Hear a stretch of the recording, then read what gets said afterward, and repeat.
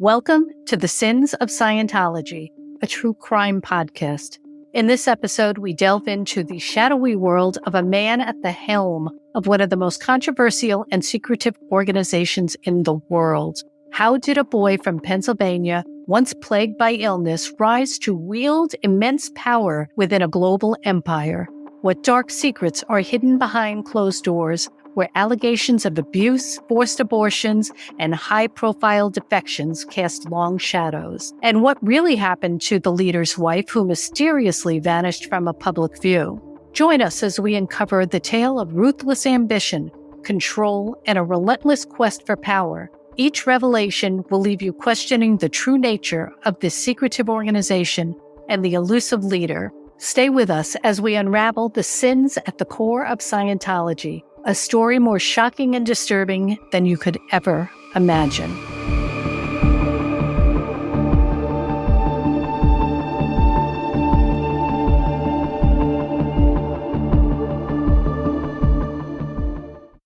David Miscavige was born on April 30th, 1960 in Bristol Township, Pennsylvania. The son of Ron and Loretta Miscavige, David was one of four siblings in a tight-knit working-class family. His father, Ron, was a salesman and a prolific musician. His mother, Loretta, was a homemaker and a nurse. David's early years were marked by a blend of ordinary suburban life and the unique challenges posed by his health. As a child, David struggled with severe asthma and allergies, which often left him feeling weak and isolated. This chronic illness led to frequent school absences and hospital visits, shaping a sense of determination and resilience that would define his character in later years. His parents, particularly his father, were deeply concerned about his health and sought various treatments to alleviate his suffering. It was this quest for a cure that would eventually lead the Miscavige family to Scientology. David attended Marple Newton High School in Pennsylvania, where he was known as a bright but rebellious student. His academic performance was inconsistent, partly due to his health issues and partly because he found the traditional education system stifling. In the late 1960s, Ron Miscavige came across Scientology when he was introduced to the church by a colleague. Intrigued by the promise of Dianetics to cure ailments and improve mental health, Ron decided to explore the teachings of LRonHubbard. Convinced of its benefits, he introduced his family to Scientology. David, at the tender age of 12, underwent his first Dianetics session. Remarkably, after this initial session, David reportedly experienced a dramatic improvement in his asthma, which his family attributed to the efficacy of Scientology. This apparent miracle solidified the Miscavige family's commitment to the church. In 1971, seeking to be closer to the heart of Scientology, the family moved to St. Hill Manor in East Grinstead, England, which was Scientology's headquarters at the time. It was here that David's involvement with the church deepened. He quickly became known as a prodigious auditor, gaining the attention of high-ranking members within the organization. By age 16, David decided to drop out of high school and dedicate himself fully to Scientology. He joined the seaorg, the elite and highly disciplined core of the church, and signed the infamous billion-year contract. David's entry into the seaorg began his rapid ascent within Scientology's hierarchy. His early years in the seaorg were marked by hard work, dedication, and an unyielding drive to succeed. David's assertive and keen understanding of Scientology's doctrines allowed him to quickly rise through the ranks. David Miscavige's early years were characterized by his transformation from a sickly child to a formidable leader. His introduction to Scientology, driven by a quest for health and healing, set him on a path of unwavering dedication to the church. The traits he developed during his formative years laid the groundwork for his later role as the controversial and powerful leader of the Church of Scientology. David Miscavige joined the Sea organization in 1976 at the age of 16. From 1977 until it was decommissioned in 1978, Miscavige lived and worked aboard the Scientology flagship, the Apollo. It was a formative period that set the stage for his future leadership within the Church of Scientology. The Apollo was a 3,280-ton former Irish Channel ferry converted into the floating headquarters of Scientology's elite seaorg. The Apollo was commanded by Scientology's founder, LRonHubbard, who directly oversaw its operations. Life on the Apollo was Spartan and highly regimented, with little emphasis on personal comfort. seaorg members, including Miscavige, lived in close quarters, often sharing small, cramped cabins with other seaorg members. Privacy was minimal, and the focus was on communal living and the collective effort. The daily routine was rigorous. Their day typically started in the early morning and extended into the night. They worked long hours with minimal breaks, often putting in over 100 hours a week. As a member of the Commodore's Messenger Organization, or CMO, Miscavige worked directly under the supervision of LRonHubbard. The CMO was a group of young, hand-picked seaorg members who served as Hubbard's personal aides. Their duties included relaying messages, carrying out orders, and ensuring that Hubbard's directives were executed with precision. The CMO members were typically very young, often between the ages of 12 and 18. Hubbard believed that younger members were more energetic, dedicated, and easier to mold to his strict standards. These teenagers were usually second-generation Scientologists whose parents were already deeply involved in the church. Potential members were carefully selected based on their loyalty, dedication, and perceived ability to prepare for the demands of being a CMO member. They underwent rigorous training, including extensive study of Hubbard's policies. One of the primary duties of the CMO members was to relay Hubbard's messages and orders to other seaorg members and ensuring that Hubbard's high standards were met. This required a deep understanding of Hubbard's directives and the ability to communicate them accurately and authoritatively. They handled various administrative tasks, including organizing schedules, managing communications, and overseeing project implementation. CMO members played a key role in enforcing discipline aboard the Apollo and later at other Scientology bases. They monitored the other behavior of other seaorg members, reporting any infractions, and carried out disciplinary measures as directed by Hubbard. Mistakes were not tolerated, and the pressure to succeed was immense. CMO members were expected to uphold and enforce these standards, sometimes through harsh disciplinary measures. Failure to meet expectations could result in demotion, additional work assignments, or even confinement to the Rehabilitation Project Force, or the RPF. The culture of secrecy reinforced their insular existence and deepened their commitment to Scientology's goals. The CMO was established in the early 1970s and continued to play a vital role within the seaorg and the broader Church of Scientology. While the Apollo ceased its operations as the flagship in 1978, the CMO continued to exist and operate from various land-based Scientology centers. The organization evolved and expanded its influence within the church's administrative hierarchy. David's early years in the seaorg were marked by unwavering dedication and tireless work ethic. He swiftly built a reputation for efficiency and commitment.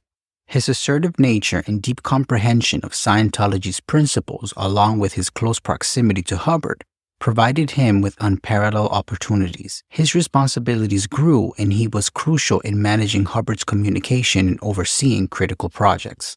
One of the defining moments in David Miscavige's journey was his pivotal role in the mission corporate category sort-out in the early 1980s. The MCCS was a complex reorganization endeavor aimed at restructuring the church's corporate and financial affairs.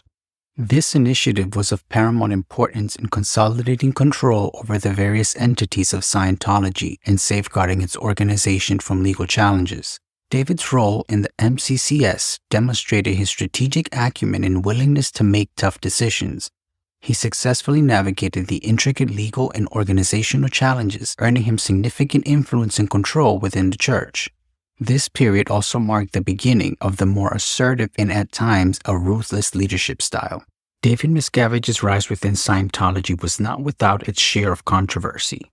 Even in his early years, there was an indication of the aggressive and confrontational leadership style that would later define him. He was notorious for his authoritarian approach, demanding unwavering loyalty and obedience from those under him. His management style often involved intense scrutiny and pressure, creating a high-stress environment for his subordinates. One notable incident highlighting his controversial behavior was his handling of the Rehabilitation Project Force, a program within the seaorg designed as a form of rehabilitation and punishment for the members deemed to have failed in their duties. Under David's oversight, the RPF became notorious for its harsh conditions and rigorous demands. Critics argue that the program's methods were extreme and punitive, raising ethical concerns about its impact on members. The transition of power in the Church of Scientology following the death of its founder, LRonHubbard, is a story of intrigue, strategic maneuvering, and ruthless consolidation. At the center of this dramatic shift was David Miscavige, a young and ambitious church member whose rise to power marked the beginning of a new and controversial era. By the 1980s, David Miscavige had already established himself as a formidable figure within Scientology. His involvement in the Mission Corporate Category Sort-Out, or the MCCS project, a critical restructuring of the church's corporate and financial affairs, was a pivotal moment. This project not only demonstrated his strategic acumen, but also positioned him as a key player within the organization, setting the stage for his future rise to power. In 1980, LRonHubbard withdrew from public life and went into seclusion, primarily due to increasing legal pressures and health concerns. Hubbard communicated with the church leadership through a trusted inner circle during this period. Hubbard's seclusion created a power vacuum within Scientology. Although Hubbard continued to issue orders from behind the scenes, the day-to-day operations and decision-making responsibilities increasingly fell to his trusted aides. By leveraging his proximity to Hubbard and growing influence within the church, David Miscavige began to position himself as a central figure in the emerging power structure. One of the most significant and controversial moves by Miscavige during the transitional period was the purge of Mary Sue Hubbard, LRonHubbard's wife and influential figure within Scientology. Mary Sue had been deeply involved in the church operations and was a key leader of the Guardian's Office, the church's intelligence and legal arm. However, following Operation Snow White scandal involving illegal activities conducted by the Guardian's Office, she became a liability. In 1981, Miscavige orchestrated the removal of Mary Sue from power, a move that was met with controversy and resistance. His argument that her continued involvement threatened the church's stability and future was a bold assertion. This controversial action was a clear demonstration of his willingness to take decisive and controversial actions to secure his position and protect the organization. In 1982, David Miscavige played a pivotal role in creating the Religious Technology Center, or RTC, a new entity designed to oversee the application of Scientology's teaching and protect its trademarks. As chairman of the RTC's board, Miscavige gained significant control over the church's doctrines and practices. This position allowed him to monitor and enforce the adherence of Hubbard's teachings, further consolidating his influence. When LRonHubbard died on January 24, 1986, his death marked a critical turning point. The church faced an existential crisis: how to continue without the charismatic founder. Miscavige, already positioned as a leader, moved swiftly to manage the transition. In a carefully orchestrated event on January 27, 1986, at the Hollywood Palladium, David Miscavige publicly announced Hubbard's death to the Scientology community. Speaking before thousands of Scientologists, Miscavige delivered a eulogy that emphasized Hubbard's continued spiritual presence and framed his departure as a natural progression in his research into the spiritual realm. This speech was crucial in reassuring the church's members and maintaining their faith in Scientology's future. The transition period was not without its challenges. Miscavige faced a barrage of legal battles and internal power struggles, all of which he met with characteristic assertiveness. His systematic removal of potential rivals and reinforcement of his control over the church's various entities was a testament to his determination and strategic prowess. One notable example was the handling of Pat and Annie Broker, two high-ranking members who had been close to Hubbard during his final years. Miscavige maneuvered to marginalize them, asserting that they had no legitimate claim to leadership. This move was part of a broader effort to eliminate threats to his authority. Under Miscavige's leadership, Scientology underwent significant organizational changes. He implemented strict controls and centralized authority within the RTC. This period saw an increase in the church's legal and public relations efforts to counter criticism and protect its interests. Miscavige's leadership became more pronounced, marked by a focus on discipline and loyalty. David Miscavige's ascent was not without controversy. Reports of aggressive tactics, including intimidation and coercion, began to surface. Former members described a culture of fear and control within the church, with Miscavige at the helm. These allegations would later become a significant aspect of criticisms against his leadership, underlying the gravity of his actions. These allegations, which would later become a significant aspect of the criticisms against his leadership, underline the gravity of his actions. David Miscavige's takeover of Scientology following Hubbard's death marked the beginning of a new era for the church. His strategic maneuvers, decisive actions, and controversial methods not only secured his position as its leader, but also significantly shaped the church's trajectory. Under his leadership, the church expanded its influence globally, but faced increased scrutiny and criticisms. There are numerous accounts on how David Miscavige rose to power within the Church of Scientology, particularly from claims made by several high-ranking ex-Scientology members. These members describe Miscavige's takeover as a coup, positioning himself as the leader after the founder LRonHubbard passed away without a clear succession plan. Shortly before his death, Hubbard issued a directive promoting himself to the rank of admiral and named Pat and Annie Roker as loyal officers. This move was interpreted by some insiders as an attempt to ensure that Pat and Annie would assume greater control over the church. However, the directive was vague and lacked the formality of an official appointment, which led to significant ambiguity regarding its legitimacy. David Miscavige, upon becoming aware of this development, allegedly ordered his subordinates to collect and destroy all copies of the directive, claiming they were unauthorized. This action was part of his strategy to consolidate power.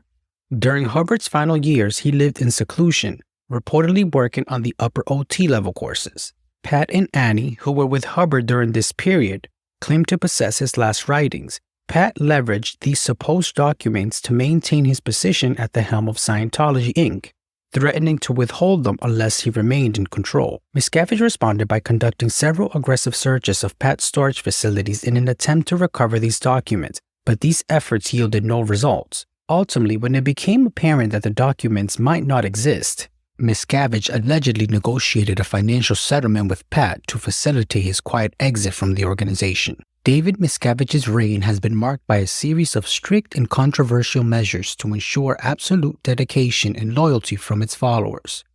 The Sea Organization has implemented several controversial policies, one of the most contentious being the prohibition of seaorg members having children, a policy that has had profound and often heartbreaking consequences for its members. The decision to prohibit seaorg members from having children is rooted in Miscavige's vision for the organization.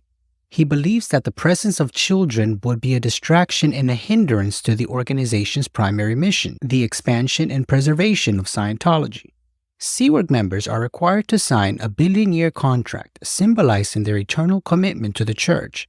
This level of commitment, according to Miscavige, is incompatible with the responsibilities and distractions of parenthood. The policy was enforced with an iron fist. seaorg members who became pregnant were given a stark choice: terminate the pregnancy or leave the seaorg.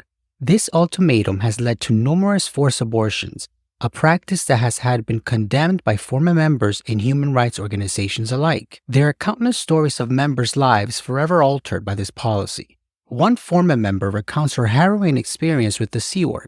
She joined the seaorg at the age of 16 and was dedicated to the cause. However, when she became pregnant, she faced an unimaginable dilemma. She was told in no uncertain terms that her pregnancy was a violation of seaorg policy and that she had to terminate it if she wanted to remain in the organization. She ultimately chose to leave the seaorg, but the experience left her scarred and disillusioned with the church to which she had once devoted her life to. The enforcement of this policy has led to a culture of fear and secrecy within the seaorg. Members who do become pregnant often try to hide their conditions for as long as possible, fearing the inevitable ultimatum. This environment has led to a significant number of members leaving the seaorg unable to reconcile their desire for a family with the rigid demands of the organization. David Miscavige has defended this policy by framing it as a necessary measure to ensure the effectiveness and dedication of the Sea Organization. He argues that the intense demand of seaorg life, which often includes long hours and minimal contact with the outside world, are not conducive to raising children. Miscavige maintains that the sacrifices made by seaorg members are for the greater good of Scientology and that their unwavering commitment is what has allowed the church to grow and thrive. Critics, however, argue that the policy violates basic human rights and is an example of Miscavige's extreme control over his followers. They point to the numerous stories of women who have been coerced into abortions and families that have been torn apart by the church's policies. These critics see Miscavige's stance as emblematic of the broader issue within Scientology, where individuals' well-being is often sacrificed for the perceived greater good of the organization. The policy on children within the seaorg remains one of the most controversial aspects of David Miscavige's leadership. It's a stark reminder of the length to which the church will go to maintain control and ensure the absolute dedication of its members. As more former members come forward with their stories, the true human cost of this policy continues to be revealed, painting a troubling picture of life within Scientology's most elite and secretive order. High-profile defections tied to David Miscavige's leadership are just the tip of this colossal iceberg of those who chose to leave Scientology and expose its alleged abuses. Each narrative underscores the complex dynamics within the church and the lengths to which it will go to maintain control. As we continue to explore these stories, we honor the bravery of those who have spoken out and those who continue to speak out, shining a light on Scientology's dark secrets. Leah Remini, a name synonymous with bold defiance against Scientology, was a dedicated member for over 3 decades. Her departure in 2013 sent shockwaves through the church and the media. Remini's journey began at the age of 9, and she quickly rose through the ranks, becoming one of the church's most prominent celebrity members. Her faith began to waver when she started questioning the church's leadership, particularly the whereabouts of Shellymiscavage, David Miscavige's wife, who had not been seen in public for years. Remini's persistence in seeking answers led to her being labeled as a suppressive person, a term used to describe those deemed enemies of the church. Her subsequent departures and release of her memoir, Troublemaker: Surviving Hollywood and Scientology, exposed the church's alleged abuses, including forced labor, intimidation, and financial exploitation. Leah's story directly implicates David Miscavige, revealing his role in maintaining the church's oppressive control over its members. Mike Rinder, once the head of the church's Office of Special Affairs, or OSA, was a high-ranking official who managed the church's public relations and legal affairs. Given his extensive knowledge of the church's inner workings, Rinder's defection in 2007 was a significant blow to Scientology. His departure was not just a quiet exit, but a loud denunciation. He revealed how the church systematically silenced dissent, monitored members, and orchestrated smear campaigns against critics. His first-hand accounts of Miscavige's alleged physical abuse and authoritarian rule painted a grim picture of life inside the church's upper echelons. Rinder's revelations about Miscavige's personal involvement in abusive practices added weight to the growing allegations against the church's leadership. Lisa McPherson's tragic story is perhaps one of the most heart-wrenching accounts associated with Scientology. A dedicated member, McPherson sought spiritual solace through the church's practices. However, her death in 1995 under suspicious circumstances at the church's Fort Harrison Hotel in Clearwater, Florida, became a focal point for critics. McPherson had been involved in a minor car accident and exhibited signs of mental breakdown shortly thereafter. Instead of receiving medical care, she was taken to the church's facility where she was placed in isolation for 17 days. Her death, officially attributed to a pulmonary embolism, sparked a lengthy legal battle and brought an intense scrutiny to the church's practices. The handling of McPherson's case underscores the church's prioritization of its image over the well-being of its members, a policy reportedly enforced under Miscavige's leadership.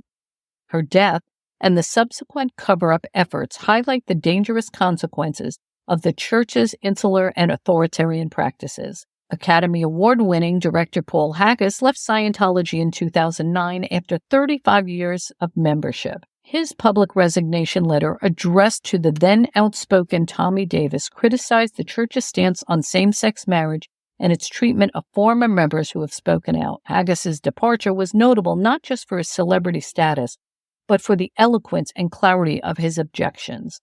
He accused the church of human rights violations and condemned its policies for disconnection, which forced members to sever ties with family and friends deemed antagonistic to Scientology. Haggis's pointed criticisms were a direct challenge to Miscavige's leadership, questioning the moral and ethical direction in which he was steering the church. David Miscavige's father, Ron Miscavige, left the church in 2012 and authored the revealing book, Ruthless: Scientology, My Son David Miscavige, and Me. His insider perspective provided a unique view into the church's operation and his son's rise to power. Ron's account detailed how David Miscavige's leadership transformed the church into a more secretive and controlling entity. He described the oppressive atmosphere at the church's international base in California, where staff endured harsh conditions and relentless scrutiny. Ron's departure underscored the personal cost of allegiance to Scientology, even for the family of its leader. His testimony sheds light on the internal dynamics of Scientology under David Miscavige, illustrating the pervasive control and fear that define his leadership style. These stories collectively paint a picture of the church under David Miscavige's authoritarian rule, where dissent is crushed and loyalty enforced through fear and intimidation. Miscavige is a man surrounded by power, controversy, and mystery. At his side for many years was his wife Shelly Miscavige, a figure whose sudden disappearance has sparked widespread intrigue and concern. This is their story. Shelly Miscavige, born Michelle Diane Barnett, was raised in a Scientology family. Her parents were dedicated members, and she was deeply entrenched in the church's activities from a young age. David and Shelly's courtship was unique, shaped by the demanding environment of the seaorg. Dating within the Sea organization was often monitored, and relationships had to align with the church's strict rules. Despite these constraints, David and Shelly managed to build a strong connection. They spent time together during their limited off-duty hours, sharing their passion for Scientology and the dreams for its future. Miscavige asked Shelly to marry him, promising to build a life together dedicated to the church's mission. Shelly accepted, and in 1982, they married in a Scientology ceremony. Their union was a symbol of their unwavering commitment to the church and each other. Together, they navigated the complex and often tumultuous waters of Scientology's upper echelons. As David's influence within the church grew, so did Shelly's responsibilities. She was known for her meticulous attention to detail and ability to manage the church's daily operations. Those who knew her described her as quiet, dedicated, and immensely loyal to her husband in Scientology. She was often seen by David's side, playing a crucial role behind the scenes. The couple lived a life of privilege within the insular world of Scientology. They resided in luxurious accommodations at the church's various international bases, including the Gold Base in Riverside County, California. Gold Base, also known as Int Base, was a sprawling property that served as the church's international headquarters. Here they lived in a well-appointed home surrounded by high security measures and an air of exclusivity. Their lives were intensely intertwined with Scientology's workings. The couple was rarely seen apart, and Shelly was often involved in high-level decisions and operations. Despite their seemingly glamorous life, the pressures and demands of their roles were immense. In the early 2000s, Shelly's presence began to diminish. She was last seen in public in 2007 at her father's funeral and then seemingly vanished.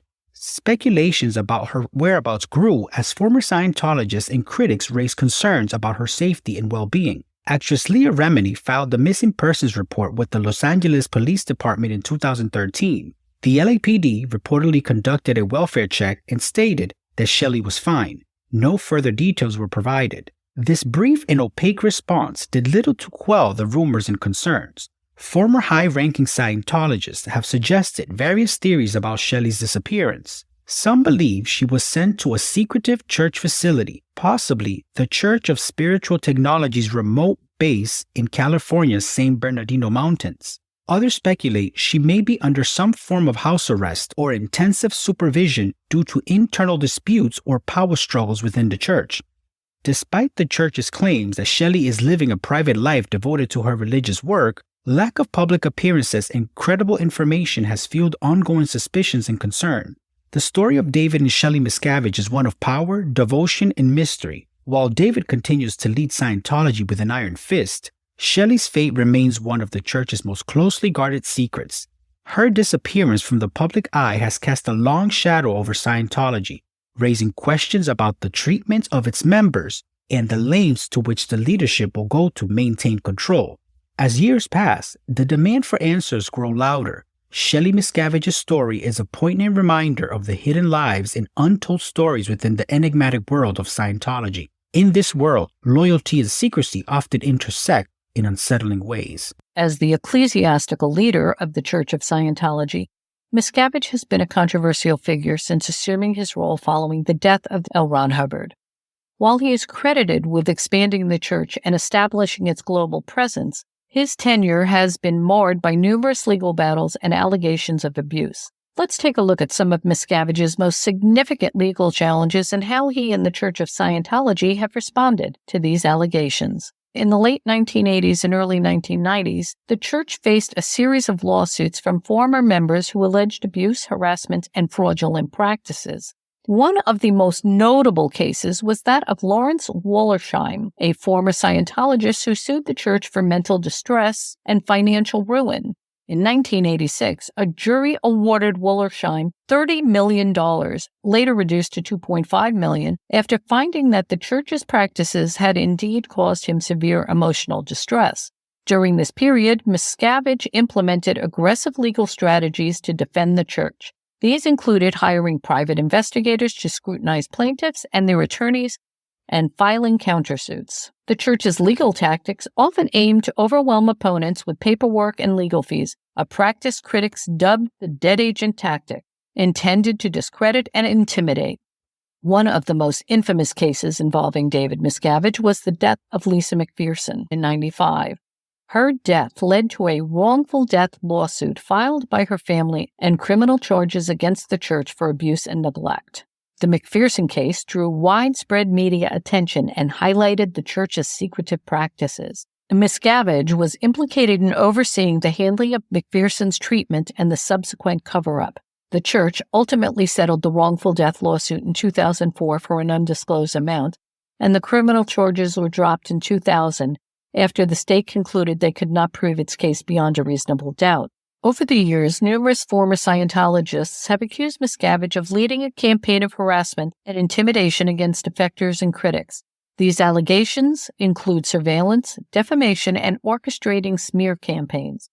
One prominent example is the case of Marty Rathbun, a former high-ranking official who left the church in 2004. Rathbun publicly detailed how he was subjected to harassment, including being followed, having his property damaged, and enduring online defamation. Miscavige and the church have consistently denied these allegations, portraying defectors as disgruntled former members with ulterior motives. The church's official stance is that it does not engage in illegal activities and that any actions taken against critics are lawful responses to false allegations and attacks against the church.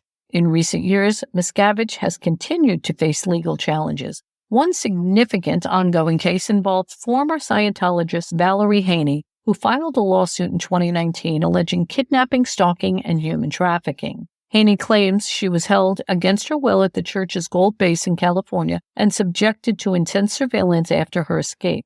The church has denied all allegations, asserting that Haney is attempting to exploit her former affiliation with the Church of Scientology for financial gain. Additionally, the church has been scrutinized for its tax-exempt status granted by the IRS in 1993 after a prolonged battle. Critics argue that the church operates more like a for-profit business than a religious organization and should not qualify for tax exemption. David Miscavige's tenure as the leader of the Church of Scientology has been fraught with legal battles and allegations of abuse, harassment, and fraudulent practices. Despite these challenges, Miscavige and the church have employed aggressive legal strategies to defend their actions and maintain their influence.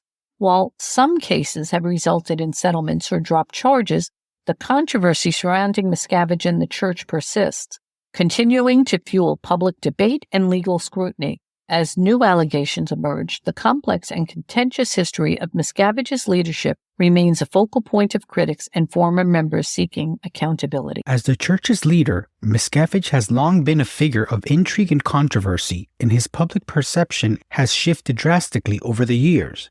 The portrayal of Miscavige's in documents, exposés, and media coverages has evolved, particularly in recent years. In the early years of his leadership, Miscavige was primarily viewed within the context of his role in the Church of Scientology. He was a relatively obscure figure to the public, known mainly to those within the church and to critics of Scientology. During this period, Miscavige worked diligently to establish his authority and expand the church's influence. His efforts include high-profile legal battles, acquiring new properties, and promoting Scientology through celebrity endorsements. During the 1980s and 1990s, Miscavige's public image was largely shaped by the church's public relation efforts. He was often portrayed as a dynamic and visionary leader dedicated to continuing LRonHubbard's legacy. However, as former members and critics began to speak about their experiences, cracks in the carefully crafted image began to appear. The early 2000s marked a significant shift in the public perception of David Miscavige. Former high-ranking members, such as Marty Rathman and Mike Rinder, left the church and began to expose Scientology's inner workings. They described a culture of fear, abuse, and manipulation directly implicating Miscavige in these practices. These revelations, coupled with investigative journalism, began to paint a starkly different picture of Miscavige's leadership. One pivotal moment was the 2008 leak of the Tom Cruise Scientology video by the group Anonymous. The video, intended for internal use, featured Cruise speaking passionately about Scientology, with David Miscavige visibly supporting him. The leak drew widespread attention and ridicule, casting a shadow over Miscavige and the church. Anonymous' subsequent protest and online campaign further damaged the church's public image, highlighting allegations of abuse and corruption. In recent years, documentaries and exposés have played a crucial role in shaping public perception of David Miscavige. Two of the most influential works in this regard are the 2015 documentary Going Clear, Scientology and the Prism of Belief, and the A&E series Leah Remini, Scientology and the Aftermath, which aired from 2016 to 2019. Going Clear, directed by Alex Gibney and based on the Lawrence Wright book, offered a comprehensive look at the history of Scientology, its practices, and the allegations against Miscavige. The documentary featured interviews with former high-ranking members who detailed their experiences of abuse and intimidation.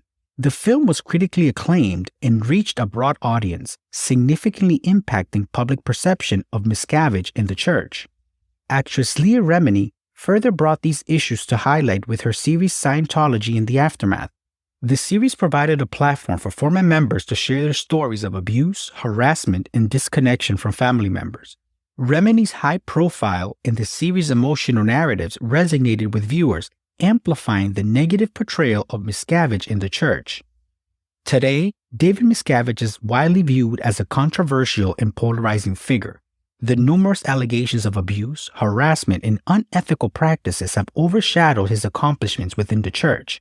Public perception of Miscavige is largely negative, influenced by the testimonies of former members and the persistent media coverage of the church's legal battles and internal practices. The impact of documentaries and exposés on Miscavige's image cannot be overstated. They have brought a level of scrutiny and accountability that was previously lacking. The narratives presented in these works have humanized the experiences of former members, making the allegations against Miscavige reliable and credible to the general public.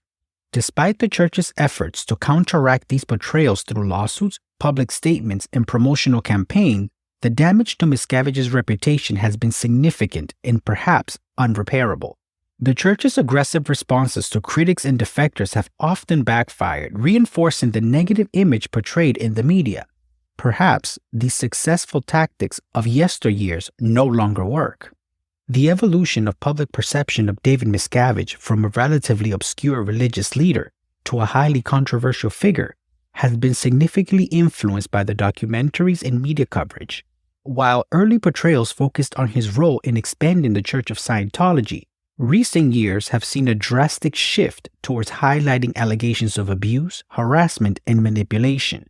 As more former members come forward and more investigative works are produced, Miscavige's image continues to be scrutinized, impacting both his personal reputation and the public perception of Scientology. Making headlines in recent years, Danny Masterson, best known for his role on the TV show That 70s Show, faced criminal charges for raping 3 women in the early 2000s.